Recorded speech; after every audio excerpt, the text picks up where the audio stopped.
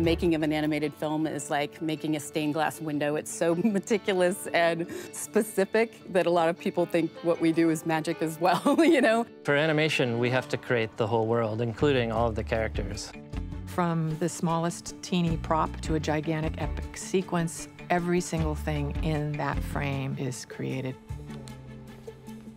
I really fell in love with the landscape of China, the cities of China, when I was doing my research. It was an incredible experience to be in a city so large. The sights, the smells, the sounds, like there was something for every sense, and that was something that we wanted to capture in the movie. Selfie!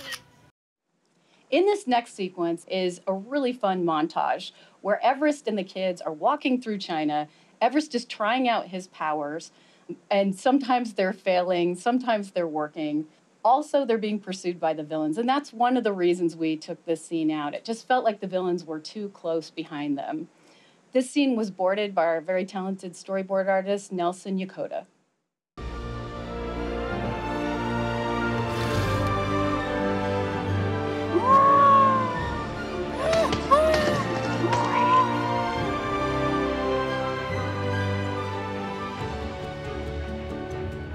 Rock and roll lives! Yeah! No.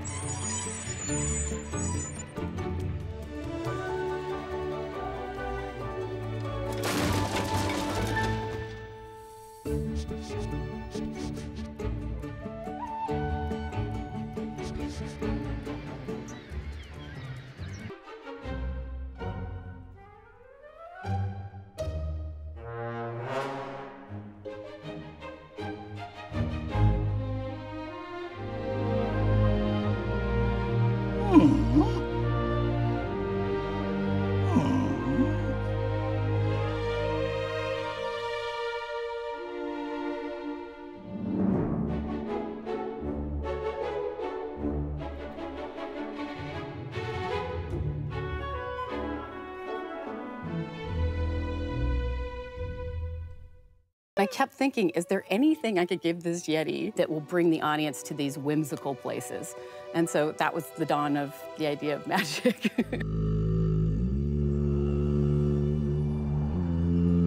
Everest's magic starts with a hum. He starts to glow. There's this blue glow that starts to come out of his fur, and that's the connection starting to happen. We wanted his fur to react and figured out just a nice way to get the fur to shimmer just a little bit and blow. And so when his hum came on, the aurora would happen, and then the fur would glow, and then he would stop, and everything would just kind of settle. When I sat at a computer and came up with these bizarre visuals, you know, giant cloud koi fishes, and then it comes down to the reality of doing things like that that have never been done. Cool! All right. We did a lot of art renderings and drawings of what they might look like. One of our art directors said, what if the light of the sun comes through it and it makes orange glow on the side that looks like the spots, and that's where it's coming from. It's just stunning. I mean, I just think it's so beautiful. And I think it really is a testament to what they did, because Jill was completely ecstatic. Everest, it's your mountain. Doing these things that no one's ever done, the glow, or how are the giant Yetis gonna appear out of the mist? What kind of swirl can we do that makes the footprints disappear? And every little bit of it was a challenge, but it was a fun challenge. We have a whole team of artists that are based in China, and they were kind of our gut check and authenticity check all throughout the film. We had the art department over there to help us with research and location scouting and kind of figuring out where the characters would end up. We've been to all of these. We were very purposeful with the color palette going through this film so that the audience would just get a whole hit of something new. You really feel like you've traveled across China, and these locations really lent themselves for that look as well.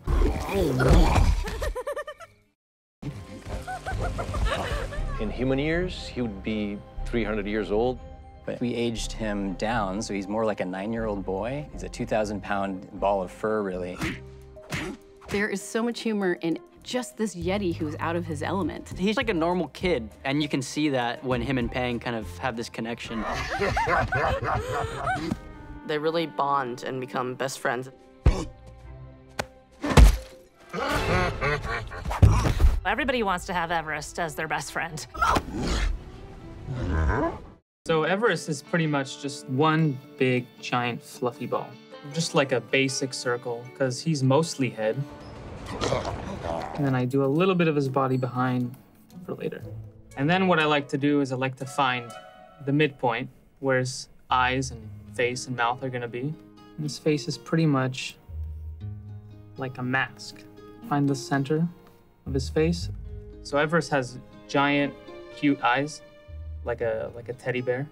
And it's always cuter when a character has giant eyes. Now from there we can add in his tiny nose, which is basically just 2 little holes in his face. And pretty much edge to edge, we can find out how to place his smile. We can start adding in his not very scary, cute, rounded teeth. We can start adding in his ears, which are almost kind of like cow ears, you can think of them. He's kind of a combination of a bunch of different animals in one fluffy package. And he has crazy hair, so you can kind of go crazy with this part.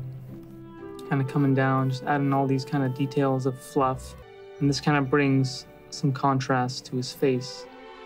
Kind of also makes him look a little bit cuter. If you want, you can also add a little highlight to his face. Brings out his eyes a lot more. And there you have Everest.